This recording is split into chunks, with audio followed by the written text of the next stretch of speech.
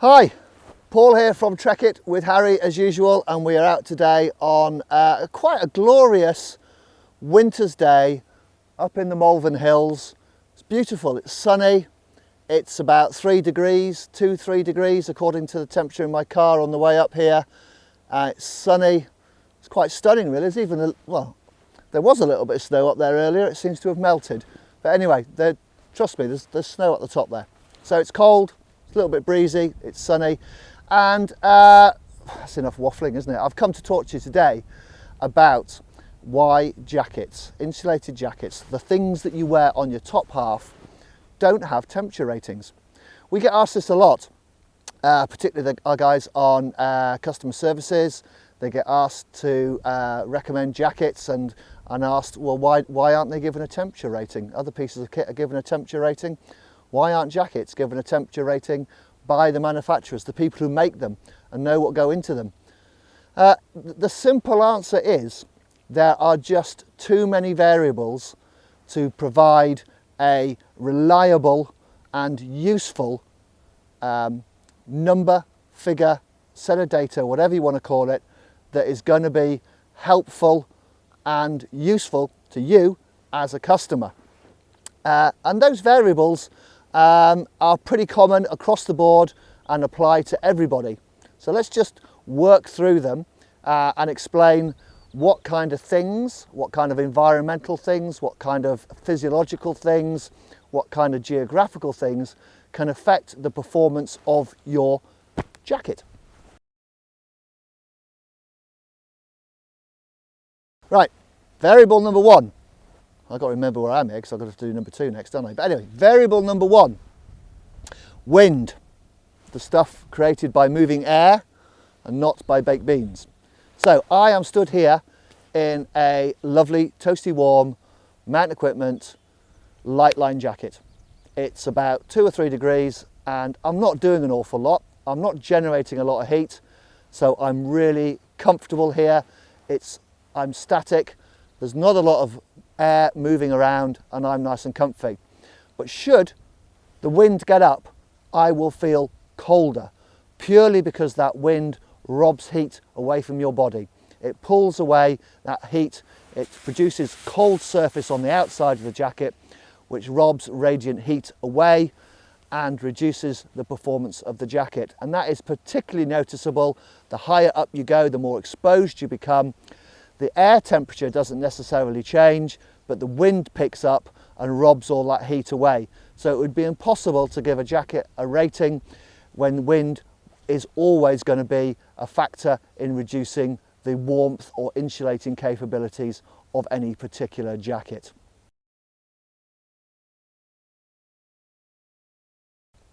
Okay, variable number two, humidity. So for an example, I was lucky enough to be in Canada about 10 days ago, and the temperature there was around -15 to -20, but it was a really, really dry heat, very little humidity in the air, and I was really surprised about how not cold I was. Wearing this jacket again, in those kind of conditions, just hiking, snowshoeing, plenty warm enough.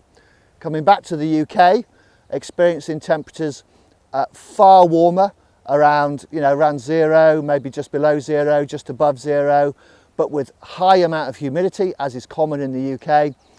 I felt cold. Humidity robs heat, and again, it will vary depending on where you are, particularly around coastal areas. You get high humidity. Just because we're a temperate climate, you get high humidity, so humidity will affect the performance of the jacket. So if the outside of your jacket becomes damp, it draws heat away, that radiant heat loss. It'll draw that moisture, draw that heat away because of the evaporative cooling of the moisture. And also, obviously, rain and moisture will affect the performance of the filling, particularly down. If down gets moist, if it gets damp, if it gets wet, it ceases to be effective. So that's a huge variable in the ability to give a jacket a sensible and meaningful rating.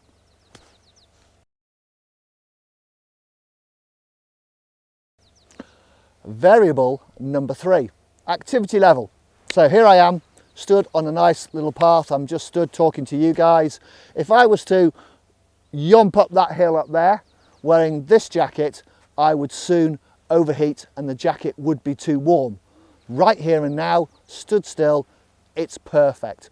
So your activity level will hugely affect the ability to give a jacket a meaningful rating. We all change activity even through the day.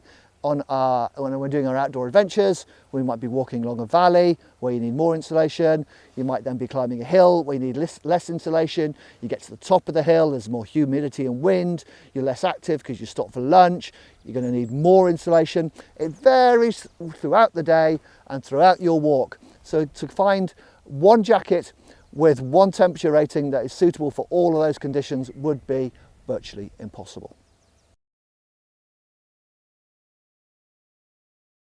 Variable number 4, what you're wearing underneath will make a massive difference to the ability of the jacket to insulate you, or how comfortable you will feel. Particularly, you might have a jacket that has a rating of, say, oh, -10. This jacket's great for -10. Brilliant, no problem at all. You're in -10, but you're freezing cold. Why is that? Because you've got a damp cotton t-shirt on underneath. What you wear next to your skin and what you wear under your jacket will have a huge effect on the performance of that insulation. I could be stood here in one of those lovely Rab Expedition down suits, and if I had cotton long johns and a cotton t-shirt and I went for a run up there, I'd be cold. Guarantee it, I would be cold, because I would be sweating heavily. That sweat would be held by the cotton. It would chill me down, make me feel really cold and uncomfortable. So it's really, really important to wear the right layers underneath your jacket to ensure that the jacket can perform to its optimum. And if you want some advice on what to wear in your layering system, we've done a particularly good video, if I may say so myself, about the layering system, and Harry will put a link up to that so you can geek out on all the relevant information. But what you wear underneath your jacket will have a massive effect on its ability to insulate you and to protect you, and how comfortable you feel, and ultimately how much you'll enjoy your activity outdoors.